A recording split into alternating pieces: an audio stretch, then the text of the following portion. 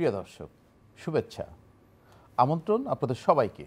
শুরু করছি আপনাদের প্রিয় অনুষ্ঠান গ্রিন ভিউ ক্লিনিক টেলিপ্রেসক্রিপশনের সরাসরি আয়োজন। আজকে আমরা কথা বলবো আমাদের যে হাড় আছে, পায়ের যে হাড়, ফিমোরাল বোন, সেই ফিমোরাল হাড়ের একটা নেক্রোসিস হয় এবং এই পরিণতিতে দেখা যায় মানুষের হাঁটা চলা কষ্ট হয়ে যায়। এটার নাম হলো avascular necrosis of the head of the femur. তো চলুন আমরা এই পুরো বিষয়টি জানবো। আমাদের সাথে আছেন প্রফেসর ডক্টর শহীদুল ইসলাম। তিনি অধ্যাপক ও বিভাগীয় প্রধান, অর্থোপেডিক্স এবং স্পাইন সার্জারি বিভাগ, আদ্দিন মেডিকেল কলেজ ও হাসপাতাল। পাশাপাশি তিনি চিফ কনসালটেন্টের দায়িত্ব পালন করছেন Barack PRP medical centre. Professor doctor Shahidul, আপনাকে স্বাগত আমাদের স্টুডিওতে। জি, আপনাকে ধন্যবাদ।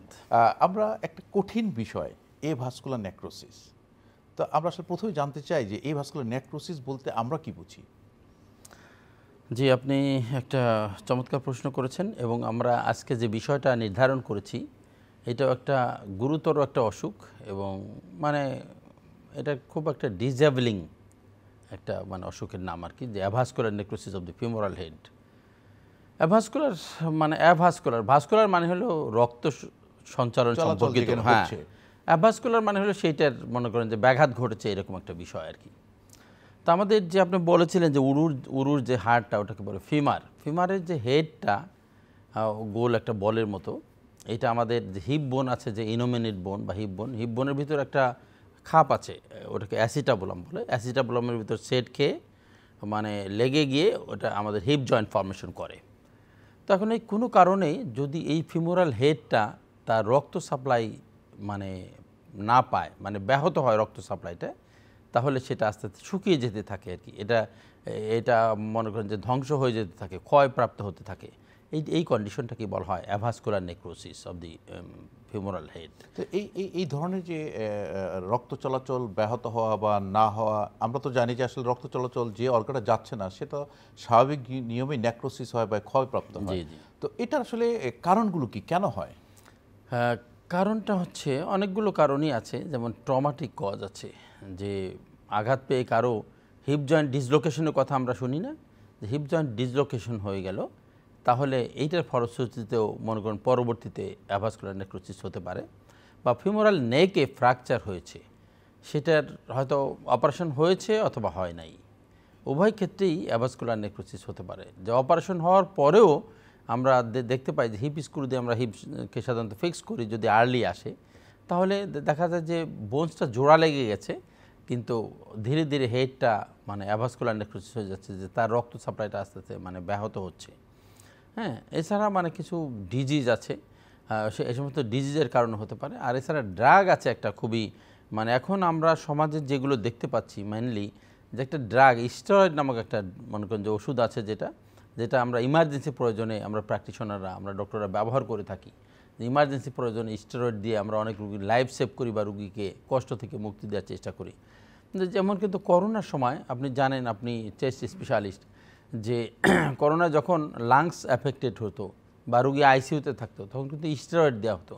সেই করোনার আইসিইউতে স্টেরয়েড পেয়েও পরবর্তী সময়ে আমি এরকম রুগী পেয়েছি যে তার বাইল্যাটারাল হিপ রিপ্লেসমেন্ট করতে হয়েছে, আবার তার ইভেন হিউমারাসের যে হেড, আমাদের যে শোল্ডার জয়েন্টের হেড, এইটাও এখন অ্যাভাসকুলার হয়ে গেছে।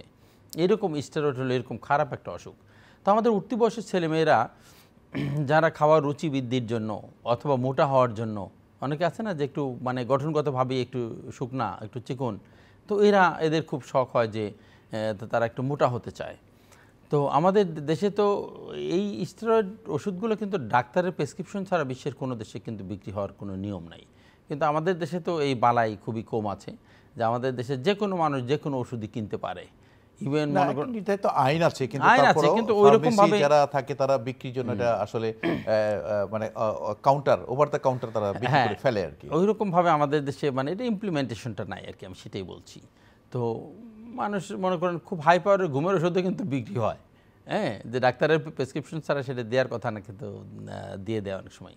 ঠিক সেই রকমভাবে ওই যে পল্লী চিকিৎসকরা বা ওষুধের দোকানদাররা এই যে উঠতি বয়সের ছেলে মেয়েদের কাছে স্টেরয়েড ওষুধ বিক্রি করে, ডেল্টাসন, পেডিসলন, কোর্টান, হ্যাঁ, যে এগুলো তারা খায়, এগুলো খেলে ভালো লাগে সাময়িকভাবে, হ্যাঁ, তো মনে করেন যে মোটা হওয়ার জন্য খায়।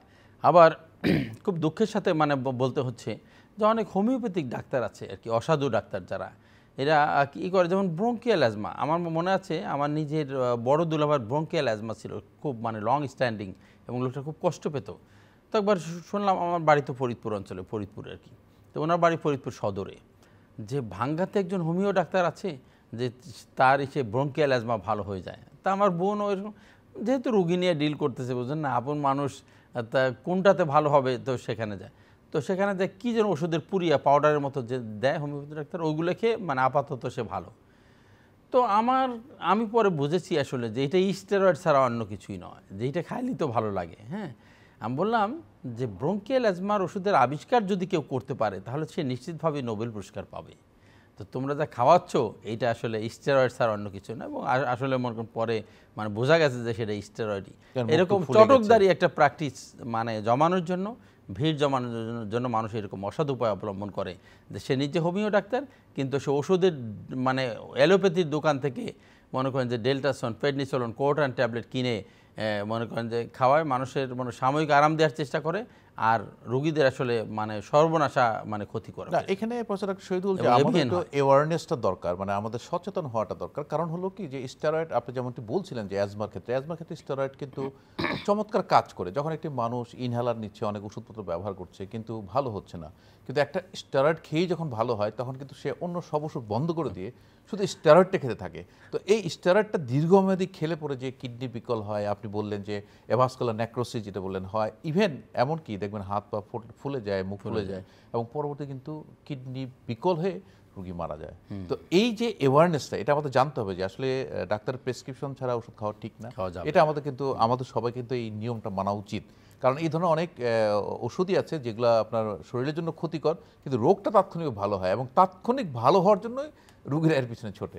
তো আপনি যেটি বলছিলেন যে অ্যাভাস্কুলার নেক্রোসিস স্টেরয়েডের একটা কারণে এই অ্যাভাস্কুলার নেক্রোসিস হচ্ছে। তো এই অ্যাভাস্কুলার নেক্রোসিসটা আসলে বুঝার কি উপায়? আমরা কি কি লক্ষণ দেখলে বুঝতে পারবো যে অ্যাভাস্কুলার নেক্রোসিস হয়েছে? অ্যাভাস্কুলার নেক্রোসিস বোঝা হলো মানে পেইন হবে, ব্যথা হবে, এবং ব্যথা হবে, এবং এটা হিপ জয়েন্টের ব্যথা, এবং এটা টিপিক্যাল কিন্তু, যেমন আমাদের রুগীরা অনেকে কিন্তু স্পাইনের সমস্যা হলেও মানে স্পাইনের সমস্যা হলে পিছনে হয়, আমাদের গ্লুটিয়াল রিজনে, অথবা পায়ের আমার থায়ের পিছন দিক দিয়ে ব্যথাটার নামে, অথবা গ্লুটিয়াল রিজনে অনেক সময় একটা টিপিক্যাল একটা শুটিং পেইন হয়। হ্যাঁ, তো এটা কিন্তু স্পাইনের পেইন। কিন্তু হিপের ব্যথা টিপিক্যালি আমাদের হিপের সামনে হবে, মানে আমাদের যে ইঙ্গুইনাল রিজিয়ন আছে অর্থাৎ ফ্রন্ট অফ দি হিপ, এইখানে হবে, এবং তার উঠা বসা, আমরা যেমন স্কোয়াটিং করি বা প্লেন কমোডে যখন বসে, মানে সেই বসাটা তার স্বাভাবিক হবে না, সেটা তার কষ্টদায়ক হবে, এবং তার সে পুরো মানে নিকে ফ্লেক্স করে বসতে পারবে না, নি এবং হিপকে ফ্লেক্স করে বসতে পারবে না, কাজেই তার পায়ে বাঁকা করে বসতে হবে, অর্থাৎ তার হিপের মুভমেন্টটা বাধাগ্রস্ত হবে, এবং পেইন বোধ করবে হিপ জয়েন্টে, এবং তার দাঁড়িয়ে থাকা বা হাঁটা চলা এটা মনে করেন যে কষ্টকর হবে। তারপরে অনেক সময় হিপের এই ব্যথাটা কিন্তু নি জয়েন্টে অনুভূত হয়। যেমন ছোটো বাচ্চাদের ক্ষেত্রে অনেক সময় হয় যে ছোটো বাচ্চারা পিন পয়েন্ট করতে পারে না, সে বলে যে তার নি জয়েন্টে ব্যথা, কিন্তু আসলে আমাদের হিপের ব্যথা কিন্তু নিতে অনুভূত হয়, এটাকে আমরা রেফার্ড পেইন বলি। সেই জন্য ছোটো বাচ্চারাও যখন আমাদের কাছে আসে, যারা মানে সচেতন অর্থোপেডিক সার্জন, এরা কিন্তু মানে they must examine the hip, যে হিপের ব্যথা যদি নিতে হয়, কাজেই হিপ যেন বাদ না যায়। সেক্ষেত্রে তো প্রফেসর শহীদুল, যে আমরা জানি যে আসলে অনেক সময় হিপের ব্যথা রেফার করে নিতে আসে, কিন্তু কোনো কোনো সময় আপনারা বলে থাকেন যে পিএলআইডির ব্যথাটাও কিন্তু কোমর থেকে রেডিয়েট করে পায়ের নিচের দিকে যায়। তো এটা আসলে ডিফারেন্সিয়েটিং কোনো পয়েন্ট আছে কিনা, আমরা বুঝার কোনো উপায় আছে কিনা? হ্যাঁ, একটা জিনিস যে স্পাইনের ব্যথা কিন্তু দুই ধরনের হয়। আপনি ডিস্ক প্রোল্যাপসের বা পিএলআইডির ব্যথা বলছেন, যে কারো কারো শুধু কোমরেই কনফাইন্ড থাকে ব্যথাটা। যে ডিস্ক প্রোল্যাপস যদি সেন্ট্রাল হয় তাহলে জাস্ট কোমরেই থাকবে, আর যদি ডিস্ক প্রোল্যাপস প্যারাসেন্ট্রাল হয়, মানে সাইডে যে রুটটা, নার্ভটা, স্নায়ুটা কোমর থেকে পায়ের দিকে মনে করেন নেমে আসে, ওই রগের গোড়ায় যদি চাপ দেয় তাহলে সেটা রেডিয়েটিং পেইন হবে, এবং এটাই হবে মানে রোগীরা বলবে যে তার মনে হচ্ছে পাটা অবশ্যই আসতেছে, তার ঝিনঝিন ঝিনঝিন করতেছে, হ্যাঁ, মানে ঝিঝি লাগার মতো হচ্ছে, হ্যাঁ, মানে এরকমভাবে বিভিন্ন অঞ্চলের মানুষ বিভিন্ন জায়গা মতো কথা বলে, নোয়াখালীর লোকেরা বলে ঝিনঝিন শিনশিন পিন পিন করে। হ্যাঁ, তো এরকম। আর কোনো জয়েন্টের ব্যথা ইউজুয়ালি রেডিয়েট করে না, শুধু ওইরকম যে তার হিপে ব্যথা আছে সেটা নিতে অনুভূত হবে, অথবা হিপেও ব্যথা আছে নিতেও ব্যথা আছে, মানে মাঝখানে যে ইন বিটুইন যে তার থাই, এটা ইউজুয়ালি এই অঞ্চলটা তো তখন মনে করেন যে ফ্রি থাকে। কিন্তু স্পাইনের ক্ষেত্রে এটা কন্টিনিউয়াস একটা, মানে রেডিকুলোপ্যাথিটা কন্টিনিউয়াস থাকে, যে মনে হবে যে টানা ব্যথাটা নেমে যাচ্ছে বা টানা অবশ ভাবটা একেবারে নেমে যাচ্ছে, এরকম আর কি। তো আমি আপনার কাছে যেটা জানতে চাই যে আসলে দুটো ব্যথায় এটা একজন স্পেশালিস্টই নির্ণয় করতে পারবে যে তার আসলে পিএলআইডি হয়েছে নাকি অ্যাভাস্কুলার নেক্রোসিস। তো আসলে এই যে পিএলআইডি এটা ট্রিটমেন্টটা কি শুধুই অপারেশন, নাকি আবার কেউ কেউ পিএলআইডির ক্ষেত্রে স্টেরয়েড ব্যবহার করে, আপনি কি মনে করেন? পিএলআইডির ক্ষেত্রে না, পিএলআইডির মাল্টি মডাল ট্রিটমেন্ট, যে কোন ক্ষেত্রে কতটুকু চাপ আছে স্পাইনাল কর্ডের উপরে, হ্যাঁ, বা নার্ভের উপরে, তার উপর ট্রিটমেন্টটা মনে করেন যে নির্ভর করে। তো আমরা এইভাবে বলি যে কোমর ব্যথা রুগী নিয়ে যখন আসে রুগীরা, মানে সেটা পিএলআইডি ম্যাক্সিমাম ক্ষেত্রে, এটা কিন্তু 90% ক্ষেত্রে কনজারভেটিভ চিকিৎসা। মানে আমরা কি দেই, যে আমরা ওষুধপত্র দেই, বিশ্রাম দেই, কিছু ব্যায়াম শিখাই দিই, অনেক সময় ফিজিওথেরাপি করে, অনেক সময় আমরা এপিডুরাল ইনজেকশন দিই। এপিডুরাল ইনজেকশনের ভিতরে এপিডুরাল পিআরপি দেই আমি, স্পেশালি আমি বাংলাদেশে। আর এখনও অনেক পেইন স্পেশালিস্টরা এপিডুরাল স্টেরয়েড ইউজ করেন। তবে অনেকেই আবার কি করে, যে স্টেরয়েড ইনজেকশন, যেটা ডেল্টা, মানে যেটা আপনি জানেন যে ডিপোমেড্রোল বা ট্রামসিনোন অ্যাসিডোনাইড, লং অ্যাক্টিং স্টেরয়েড যেগুলো, সেগুলো মাংসের ভিতরে দিয়ে দেয়, অথবা মেরুদণ্ডের পিছনে, মানে এপিডুরাল স্পেসে দেওয়ার কথা, কিন্তু এপিডুরাল নিডিলও তার নাই, আর সে প্রসিডিউরটাও জানে না। সে কী করে, 10cc নিডিল দিয়ে সিরিঞ্জ দিয়ে ওইখানে লোকালি দিয়ে দেয়। হ্যাঁ, এরকমভাবে অনেকে প্র্যাকটিস করে। তো আসলে এমআরআই করা ছাড়া, যেমন আমি কোনো ইনজেকশনের পক্ষপাতী নই, হ্যাঁ, যে এমআরআই করা ছাড়া, আমি একটা উদাহরণ মনে করেন যে দিব, যে আমি এর আগে আমার চেম্বারে একটা রুগী পেয়েছিলাম, যে সিভিয়ার পেইন লো ব্যাক রিজনে, লাম্বার রিজনে। তো আমরা হিস্ট্রি নিলাম যে উনি একজন পেইন স্পেশালিস্টের কাছ থেকে উনি অলরেডি 3টা এপিডুরাল স্টেরয়েড নিয়েছে। আমি বললাম কোনো এমআরআই করা হয়েছিল কি? তো বলছে না, তখন এমআরআই করা হয় নাই। পরে যখন ব্যথা বেশি, তখন অন্য আরেকজন ডক্টর উনি এমআরআই করেছেন। এমআরআই করে আমি দেখি যে একটা তার মানে L4 ভার্টিব্রাটা মানে খেয়ে গেছে, মানে দ্যাট মিনস মেটাস্টেসিস। এটা অস্টিওপোরোটিক না, তার কারণ মহিলার বয়স হলো 40-42 এরকম হবে। তো আমার তো মানে খুবই খারাপ লাগলো যে এমআরআই করা ছাড়া এরকম ব্যথা, এবং এটা ক্যান্সার শরীরের অন্য জায়গায় তৈরি হয়েছিল, যেটা বোনসে পৌঁছেছে। তো আমি তখন হিস্ট্রি নিলাম যে বাবারে, আপনার কি কোথাও কোনো টিউমার হয়েছিল ব্রেস্টে, বা কোথাও মানে কোনো অপারেশন হয়েছে? তো সে বলছে যে তার 4 বছর আগে ব্রেস্টের টিউমারের সার্জারি হয়েছিল, কিন্তু আনফর্চুনেটলি সে হিস্টোপ্যাথোলজি রিপোর্টটা নাই। হ্যাঁ, হিস্টোপ্যাথোলজি রিপোর্টটা নাই, আর সে ফার্দার ট্রিটমেন্ট আর মনে করেন যে ওই ব্যাপারে আর কোনো ট্রিটমেন্ট কন্টিনিউ করে নাই, তার কারণ তার ব্রেস্টে রিকারেন্ট কোনো লাম্প হয় নাই। হ্যাঁ, তখন ওইটাই কিন্তু ওইটা আসলে ধারণা করছি আমরা ক্যান্সার ছিল, এবং সেই ক্যান্সারটাই মনে করেন যে মেটাস্টেসিস হয়ে মনে করেন যে ভার্টিব্রাল বডিতে আসছে। আমরা পরে সিটি গাইডেড এফএনএসি করে ওটা মনে করেন মেটাস্টেটিক কার্সিনোমা পেয়েছি।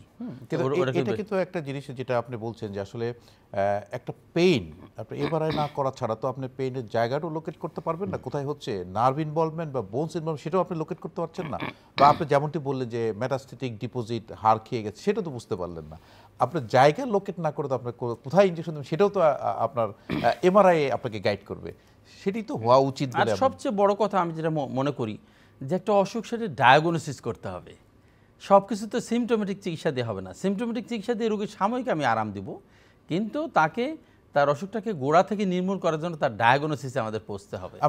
তাহলেই আমরা যে আলোচনায় ছিলাম যে অ্যাভাস্কুলার নেক্রোসিস, তো এই অ্যাভাস্কুলার নেক্রোসিস ডায়াগনোসিস করতে গেলে আমরা আসলে কি ইনভেস্টিগেশনের সহায়তা নিয়ে থাকি? অ্যাভাস্কুলার নেক্রোসিস যদি একেবারে আর্লি স্টেজে হয়, তাহলে আমরা যেমন একটা এক্সরে করি, যে হিপে ব্যথা হচ্ছে, আমরা একটা এক্সরে পেলভিস করতে দিই। সাধারণত আমরা x ray pelvis including both hip joint, anterior AP view, anterior posterior view, এই ভিউটা করলেই সাধারণত আমরা মানে অনেক কিছু মনে করেন যে ধারণা পেয়ে যাই। তবে খুব আর্লি স্টেজে যদি হয়, অনেক সময় মনে করেন যে ধরা যায় না, তো তখন আমাদের এমআরআইয়ের মনে করেন করতে হয়। অনেকে সিটি স্ক্যানও করে, তবে এমআরআই এবং সিটি স্ক্যানের ভিতরে এমআরআইটাই বেশি, এভিএন ধরার জন্য এমআরআইটি হলো মানে বেশি যুক্তিযুক্ত। কিন্তু যদি হিপে কোনো ফ্র্যাকচার থাকে, তাহলে সেক্ষেত্রে আবার সিটি স্ক্যানটা হলো বেটার, যে ওইটাতে বনি অ্যানাটমিটা মনে করেন যে বেশি স্পষ্ট হয়। আর এই ক্ষেত্রে আমাদের যে তার বোনসটা বোঝার জন্য এবং তার সফট টিস্যুতেও কী কন্ডিশন আছে বা কোনো ফ্লুইড কালেকশন আছে কিনা এগুলো ভালো বোঝার জন্য আমাদের এমআরআইটাই হলো মানে 1 নম্বর চয়েস অফ ইনভেস্টিগেশন।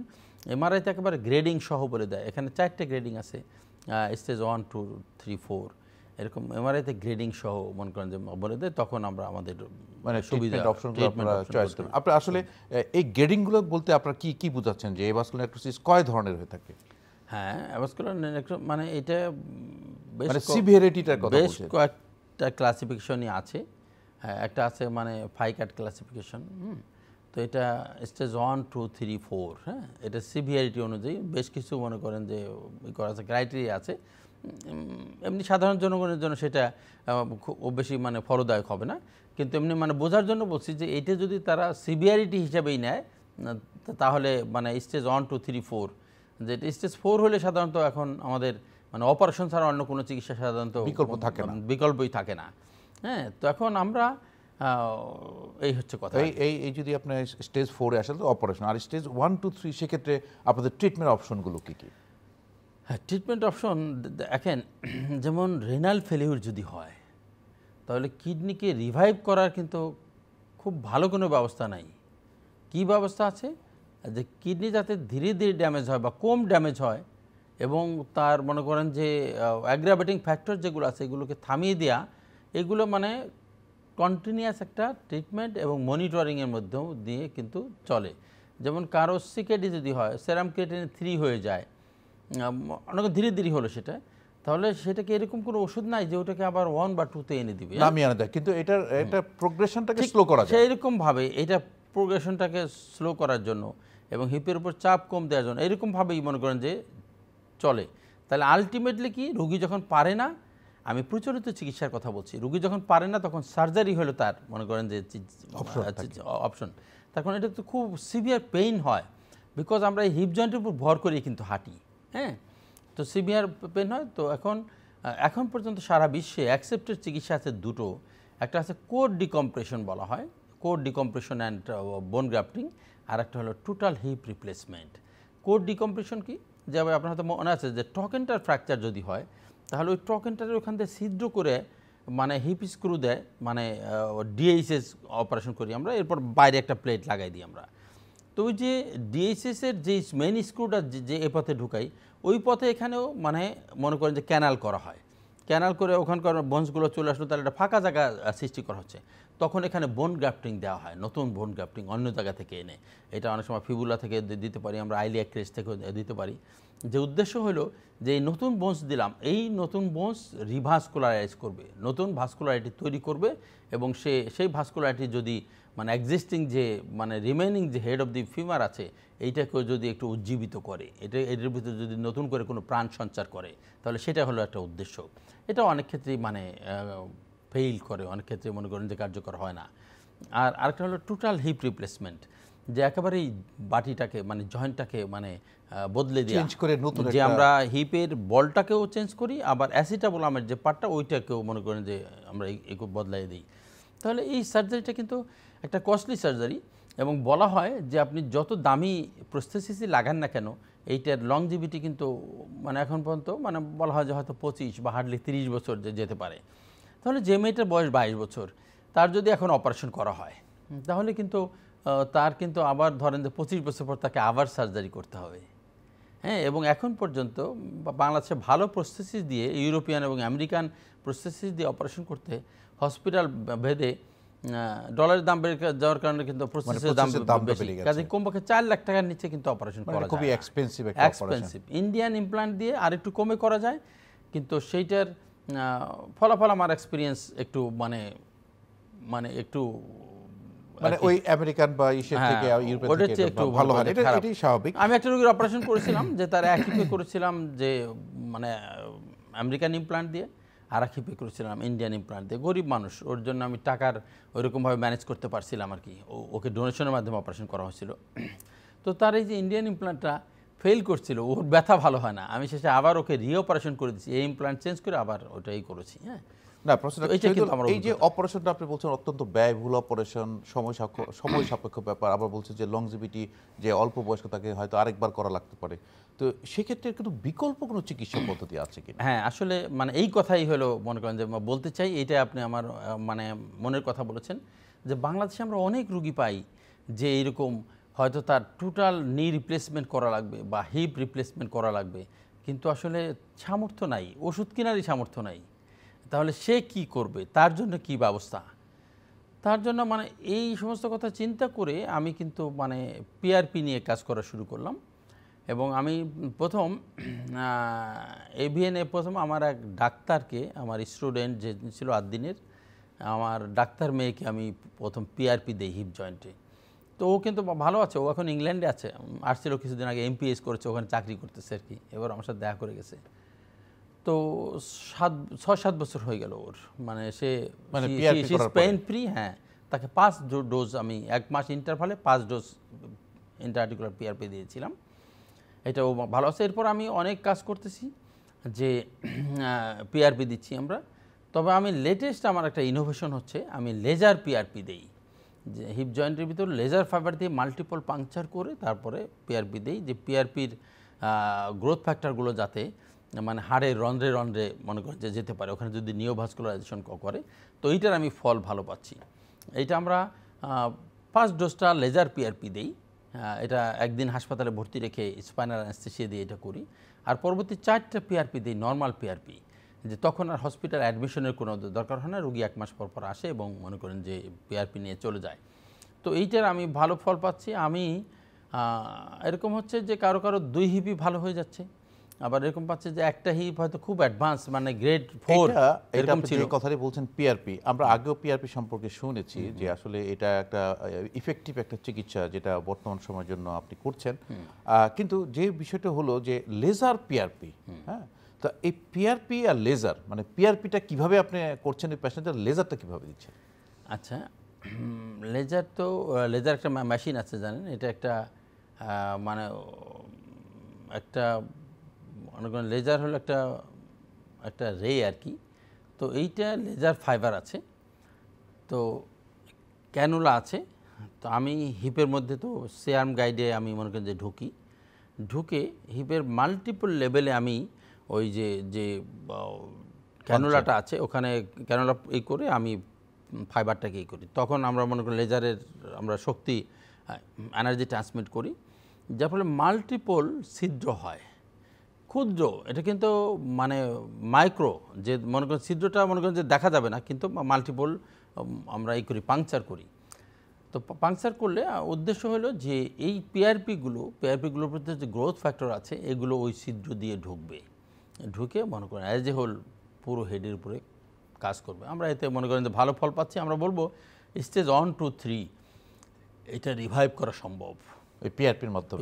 তো পিআরপিটা আসলে আপনারা আগেও বলেছিলেন যে এটা কি ওই যে রোগী তার রোগীর রক্ত নিয়ে আপনারা তার যে সেম প্যাশেন্টের ওন ব্লাড নিতে হবে, তার ওন টিস্যু, তার রক্ত নিতে হবে, সেই রক্তটাকে আমরা নিয়ে সেন্ট্রিফিউজ করে, এটা মানে এই যে রিয়েজেন্ট থাকে ওইটা সহ সেন্ট্রিফিউজ করে আমরা পিআরপি মানে হচ্ছে প্লেটলেট রিচ প্লাজমা।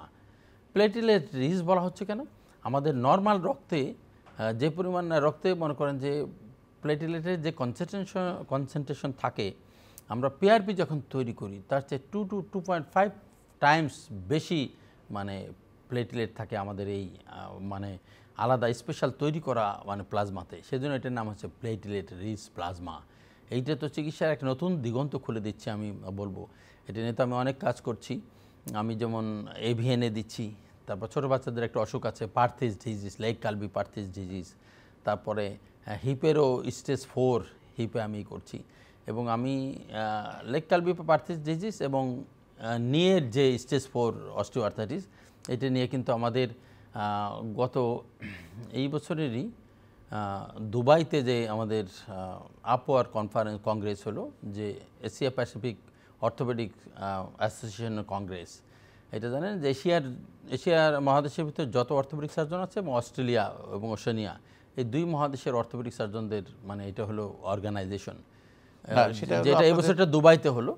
ওখানে আমার তিনটা পেপার ছিল, এর দুটোই ছিল, একটা ছিল ওই যে পিআরপি মানে প্রার্থী ডিজে দেওয়া, আর একটা হলো laser PRP, laser assisted PRP in knee joint for treating the osteoarthritis of the knee grade stage 4।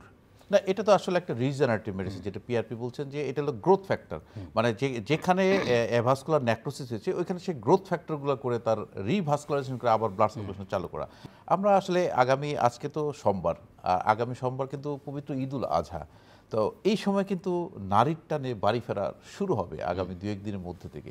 এই সময়টা আপনার দর্শকদের জন্য, যারা বাড়ি যাচ্ছেন তাদের জন্য আপনার কোনো পরামর্শ? কারণ আমরা প্রায়ই দেখি ঈদের পরবর্তীতে সড়ক দুর্ঘটনা, অনেক অ্যাক্সিডেন্ট হয়, এবং কিছু কিছু আছে যে বিভিন্ন ধরনের মানে অজ্ঞান পার্টি একটা আছে। তো আপনি যদি এই যারা নারীর টানে বাড়ি ফিরছে তাদের জন্য কোনো পরামর্শ থাকে?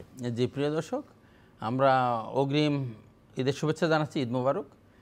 তবে বরাবরের মতোই বলবো যে সতর্কতা, সাবধানতা, যে সবসময় নিজে সাবধান থাকলে যে অ্যাক্সিডেন্ট অ্যাভয়েড করা যাবে তা না, কিন্তু এটাতে অন্তত পক্ষে কমপক্ষে 90% অ্যাক্সিডেন্ট অ্যাভয়েড করা যায় যে আপনি যদি নিজে সতর্ক থাকেন, আপনার নিজের ড্রাইভারকে সাবধান করেন, এবং আপনি যদি অতিরিক্ত যাত্রী হয়ে মানে গাড়িতে ট্রেনে বা বাসে না ওঠেন, এটা থাকবেন, সতর্ক থাকবেন, অন্য মানুষকে সচেতন করবেন।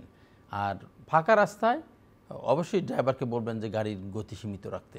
না, আর সেক্ষেত্রে যদি অ্যাক্সিডেন্ট হয়ে যায়, ট্রমা অ্যাক্সিডেন্ট হয়ে গেল, পা ভেঙে গেল, হাত ভেঙে গেল, সেক্ষেত্রে প্রাথমিকভাবে কি করা উচিত? হ্যাঁ, প্রাথমিকভাবে এখন অ্যাক্সিডেন্টের যারা দর্শক তাদের হলো মনে করেন যে ভূমিকা, যে পা যদি ভেঙে যায় তাহলে আশেপাশে যা পাওয়া যায়, কাঠ বাঁশ যা পাওয়া যায়, এবং কাপড় চোপড় যেটা পাওয়া যায়, লুঙ্গি গামছা বা টাওয়েল দিয়ে মানে পাটাকে বা ওই লিম্বটাকে, হাতটাকে যে সোজা করে ওটার সাথে এই করে জড়িয়ে পেঁচিয়ে তারপর নিকটবর্তী হসপিটালে এটাকে শিফট করা প্রথম।